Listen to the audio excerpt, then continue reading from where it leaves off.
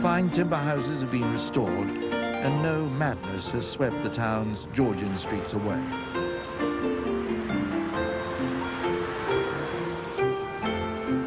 The assize courts, Devizes assizes, are empty and run down. Staddle stones have made way for concrete garages. But Betjamen would be delighted to know that the derelict and rotting Kenneton Avon Canal, England's most beautiful waterway as he called it, has been brought back to life.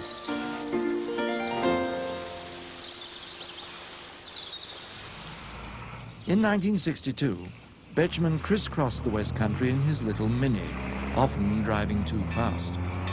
He delighted in historic towns like Sherborne. Sherborne with its abbey and seemingly countless schools, boarding schools and day schools.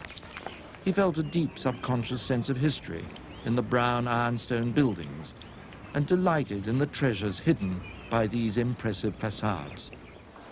Like this painting by Sir James Thornhill, who painted the inside of the dome of St. Paul's Cathedral.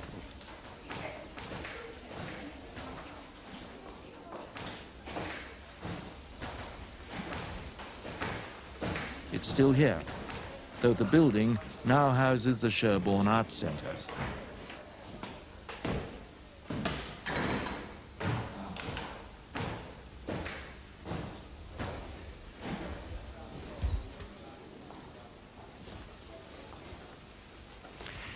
When he was researching a town, Betjamen had a very clear plan of campaign. He explains it all in this slim volume, which was published in 1943, after he'd returned from a 2-year stint at the British Embassy in Dublin. He liked to start at the railway station, purchase a town guide, which would contain nothing but praise about everything in the place. Here we are. Really wet days are exceptional, and sports can be enjoyed at any season. He would survey the hotels, hotels he would call them. The family-owned ones were best. He looked for lace curtains, a mahogany sideboard, and bottles of brown sauce. He'd then go and buy some postcards taken by local photographers, which would guide him to the particular sites. These are some of Betjamen's own postcards taken at North Lewin, Devon. It's a very hard place to find, this once more important place. In fact, you can only discover it with the aid of a 1-inch map and somebody sitting beside you in the car to read it. Betjamen was fascinated by deepest Devon with its mysterious silence. But with Northlew, it was more than this. 2 centuries ago, Northlew had been a prosperous large village or small town. By Betjamen's time, it was still and near deserted. It had been killed off by the railway. The railway had bypassed the town. Trade had gone elsewhere. Listen to the warning note in the valley 2 miles away, the note that emptied the market square. From a place the railways cut short to a place the railways made great. From the London and South Western in North Devon to its rival, the Great Western at Swindon.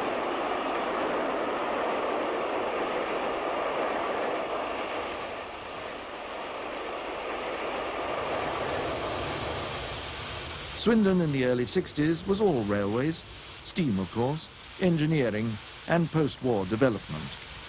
Betjamen, tongue firmly in cheek, described Swindon as a lot of buildings and very little architecture. But he could still show us some real treats. The railway village with its simple but elegant terraces. Cricklade House, built in 1729, and one of the most distinguished townhouses in Wiltshire, and the other delights of the old town. Traffic changes everything. First the railways, then the motor car, but it hasn't changed old Swindon. I don't know what progress is, but if it hadn't been for modern planners we wouldn't have had this oasis of quiet, this bit of real Wiltshire, an old country town, preserved and alive, thank God, in the biggest borough in the county. Times have changed, and Swindon has changed more than most. The estates for the newcomers from London have reached middle age. The railway works have gone, and although there are still plenty of buildings, architecture has reared its ugly head. Traffic and the motorist were a particular worry for Betjamen as far back as 1943. He thought the constant pressure of traffic, the widening and straightening of streets, would speed the destruction of our old and natural towns. He feared for Chippenham. Modern traffic hates the pedestrian. It stinks, it shouts, it kills. I wonder what it's going to do to that bit of Tudor Chippenham in the High Street. I hardly need to ask. Modern traffic is driving even the Borough Council out of these Georgian storehouses it occupies in the middle of the town. That's going. Well, the Georgian storehouses did go. And the fine house, replaced by Woolworths, has been replaced by an even larger Woolworths. However, St. Mary's Street, which Betjamen called the prettiest street in England, is still, and he'd be delighted, St. Mary's Street.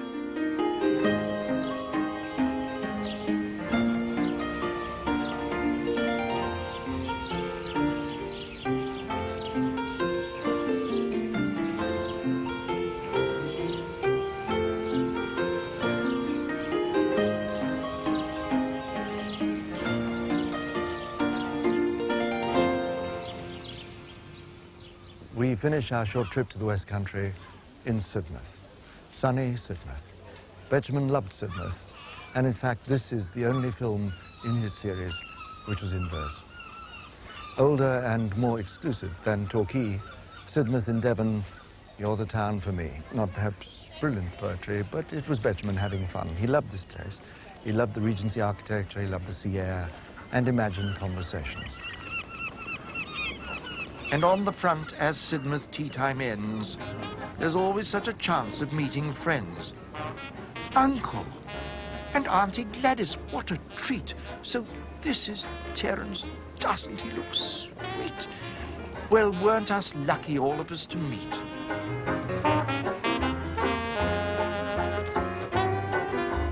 As the waves thunder on the shingle shore, the wife and I lie back and have a snore.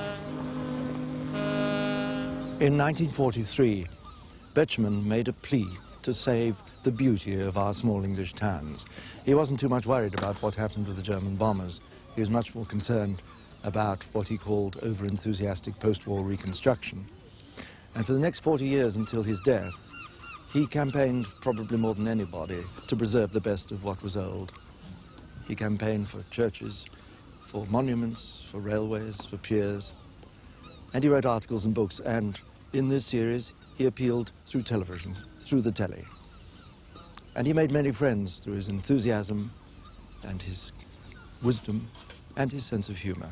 I very much enjoyed making these films and helping to restore some of these old Betjamen prints, and hope very much that you've enjoyed them too.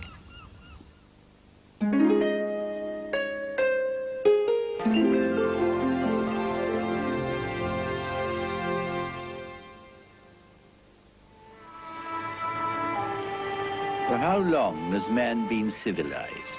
For thousands of years before Christ. Silbury Hill on the Wiltshire Downs, the biggest prehistoric earthwork in Europe. No one knows what it was for, when it was made, and who lies under it. And what strange rites went on nearby, here at Avebury? No one knows. This was the chief temple of Northern Europe 3,000 to 4,000 years ago. But we do know that the Bronze Age people who worshipped here, long before Druids were thought of, were a peaceful people, highly organized, and who made beautiful pottery. We know, too, that they shaped these stones and moved them by rolling them on logs from a distant valley, and they probably built that ditch which surrounds Avebury to keep out the evil spirits of the dead from escaping out into the open downland where the living people farmed. And when the Bronze Age people looked down over the edge of these downs 4,000 years ago, notice the ridges of early cultivation, all they saw below them was thick forest and impenetrable swamp, and where are now West Wiltshire's fields and dairy farms. Skip 2,000 years to only 1,000 years ago, when the Normans built a castle here at Devizes on the edge of Saxon Wessex to patrol the forest. More impressive, I think, than its Victorian mock-ancient turrets is the genuine Norman tower there of St. John's Church. I think a church is a very good place, and a Norman church like this one, look at its east end, from which to start out on a tour of this too little regarded Wiltshire-sized town of Devizes. And by the way, always look down alleys if you want to find the real history of a town. I mean, look at those half-timbered houses, built before brick was used, and when stone was so rare, it was only used for castles and churches. I should think that's 15th century, late 15th. And then notice that splendid altar tomb surrounded by railings in the churchyard there, mid-Georgian from the look of it. Now I wonder where he lived, who lies under there. Across the road, in that house? Probably not. He was dead before that, and this house, I should think, is about 1790. It's a Devizes version of the Adams style, with Ionic capitals to the porch, and ironwork balconies that remind me of Exeter and the West Country, which isn't far off. Yes, that street's mostly Georgian, built at a time when it was fashionable to hide the roofs of houses behind a brick parapet. Anything from 1800 and later. And there's an earlier house where the roof shows. Look at that rainwater head. Come closer. The grand and old houses of Devizes belonging to the merchants and lawyers are in the middle of the town.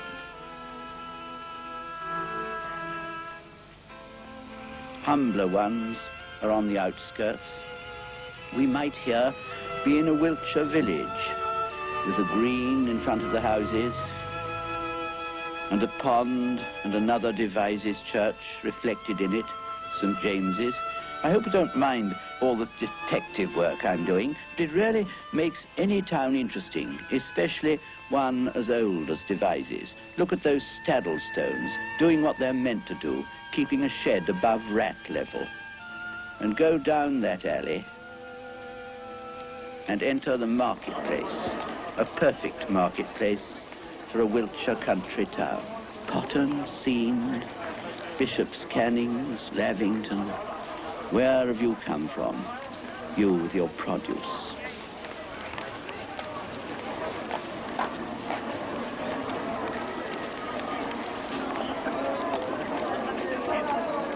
And did you come from Leeds?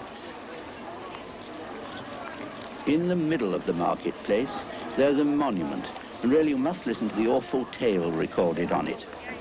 On this spot, Ruth Pierce of Potton, in 1753, withheld some money she owed for wheat. When asked if she'd paid, she said she wished she might drop down dead if she had not. She rashly repeated this awful wish, when to the consternation and terror of the surrounding multitude, she instantly fell down and expired, having the money concealed in her hand. Think of that, and walk into the covered market. There's no need for you to talk here. Just have a look round.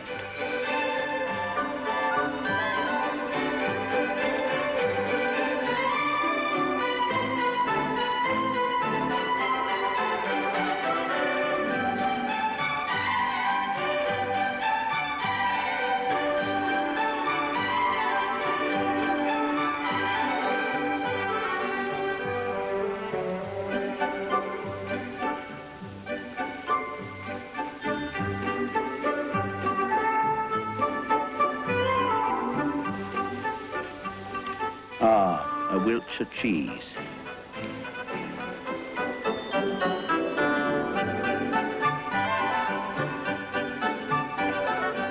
All right, go on reading. We won't disturb you.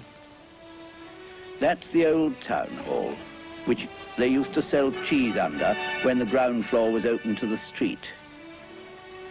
And there's the new town hall at the end of the street, built by Baldwin of Bath in 1808, and with a splendid assembly room on the first floor.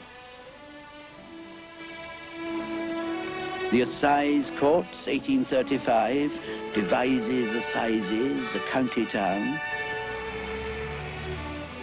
And down the road, that's where the Wiltshire Constabulary hang out.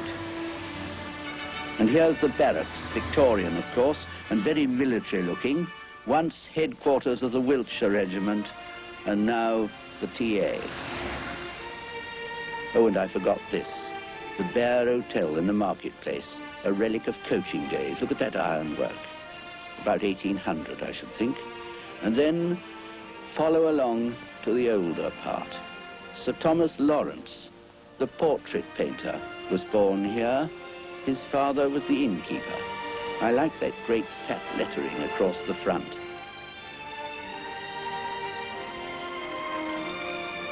Next to the Bear, there's the Corn Exchange, 1858. With the arms of Devizes on the top, a Norman castle to remind you it's an old borough.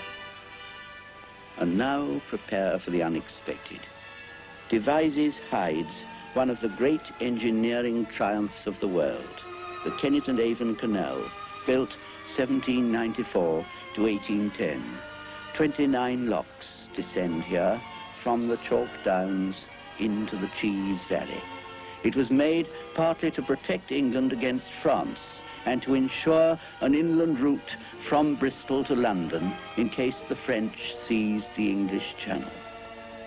The railways destroyed the canal trade and ignored Devizes and chose Swindon instead.